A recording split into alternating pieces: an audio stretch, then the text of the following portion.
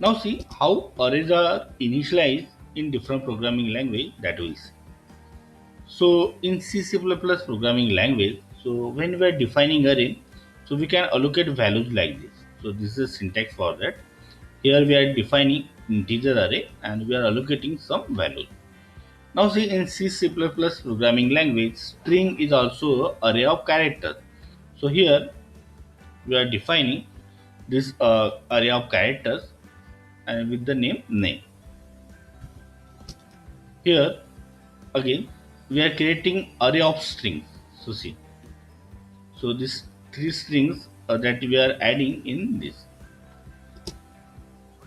Now see in Java programming language, so just like in C++ programming language, you can define the array or we can initialize the array like this. While in Java programming language, to define string, there is separate class. In C++ programming language, a string is a character array, while in Java programming language, string is a class, predefined class. So see, here we are defining the array of strings, and these values are added there, or it is initialized like this. In Ada programming language, so see, this is the name of the array. These are the indices from 1 to 5, and values are allocated like this. In Ada programming language, we can also define array like this. So 1 is the name of the array. These are the indices. And see 17 is saved at first index. Then 34 value is saved at third index. And for all other indices, it will have value 0. So in this way, arrays are initialized in different programming languages. Now we'll talk about the array operation. So what different operations we can perform on the array. So see, we can have assignment. Assignment in the sense one array variable we can allocate another array. Catenation in the sense we can merge and concatenate two arrays. Comparison in the sense we can compare two arrays. So whether those arrays are equal or not.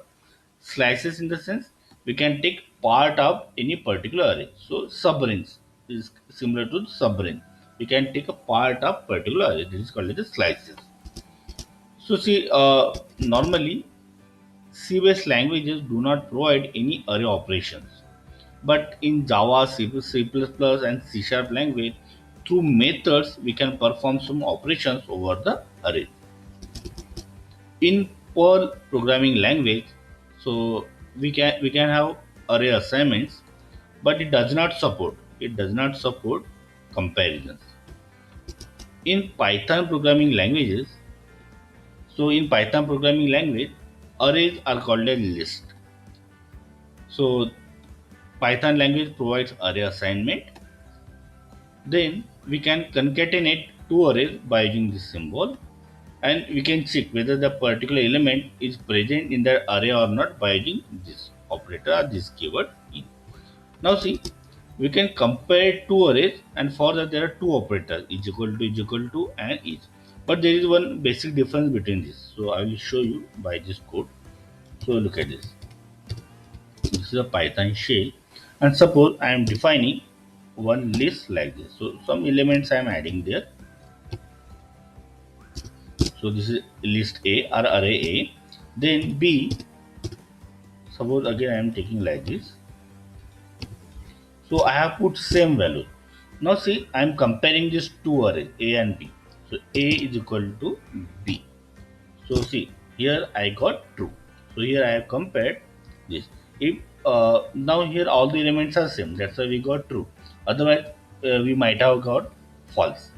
Now see, again for comparison, we have another operator that is. But see, if we compare with is, so what happen? A is B. So we got false. Why false? Because A and B both are the different objects. That's why we got false. Now see, suppose I am taking C, and to that C I am allocating A. So I have taken another variable C, and to that I am allocating A.